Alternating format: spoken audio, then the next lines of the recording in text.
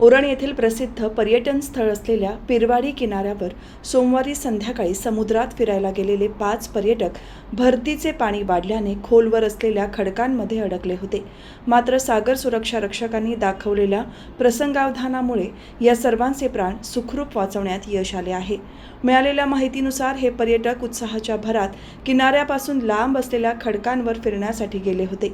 त्याचवेळी समुद्राला अचानक भरती आल्याने खडकांभोवती पाण्याचा वेढा वाढला आणि पर्यटकांना किनाऱ्याकडे परतण्याचा मार्ग बंद झाला. परिस्थितीचे गांभीर्य लक्षात येताच पर्यटकांनी मदतीसाठी आरडाओरडा सुरू केला. यावेळी किनाऱ्यावर तैनात असलेल्या सागर सुरक्षा रक्षकांनी कोणताही विलंब न लावता तातडीने समुद्रात धाव घेतली आणि मोठ्या शिताफीने 5ही जणांना सुरक्षितपणे बाहेर काढले.